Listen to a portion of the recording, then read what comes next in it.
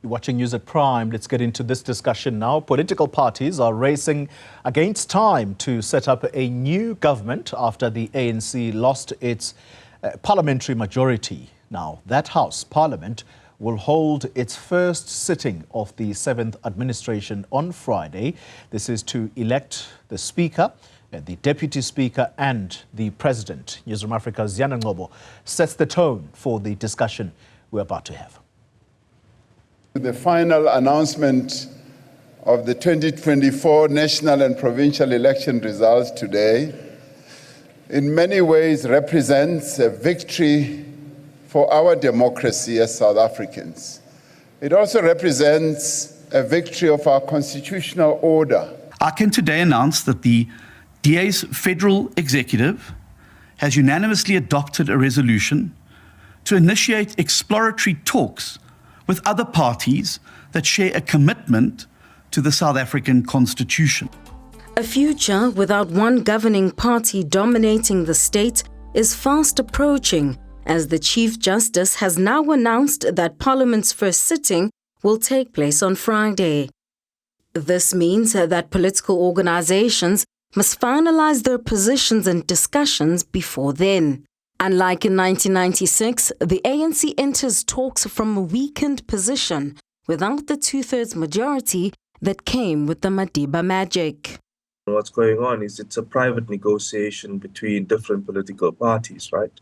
And these political parties are obviously going to base their negotiations on two things. One would hope first that it would be the prevailing public interest, that whatever deals they strike would have some public value.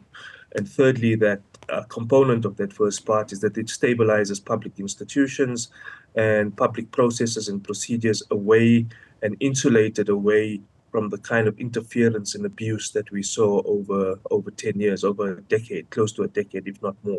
Another difference this time is the veil of secrecy which shrouds negotiations, leaving many wondering whether their interests will be at the center of any possible deals.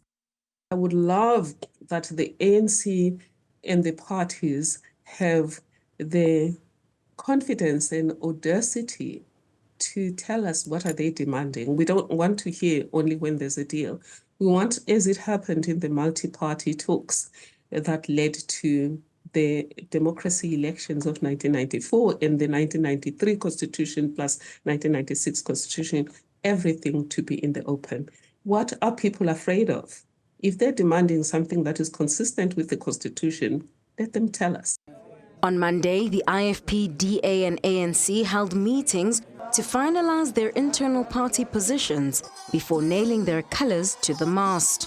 One of the key negotiators during the 1994 transition believes the foundation of whatever parties decide should be upholding the values of the Constitution. The starting point at least has to be an agreement that we all as parties support the Constitution. I think that should be the starting point for all that are participating in the negotiations. If a party excludes itself by not adhering to the Constitution and in fact saying it will ban the Constitution, it will get rid of it completely, then it means it automatically, as far as I can see, excludes itself from participation in a future government under this Constitution. Unlike other democratic countries, South Africa does not have a threshold for how many political parties can form a coalition government. This might be another loophole that the electoral system has to explore further as the shift in the landscape continues to evolve. For Newzroom Afrika on Channel 405, I'm Ziyanda Ngcobo in Johannesburg.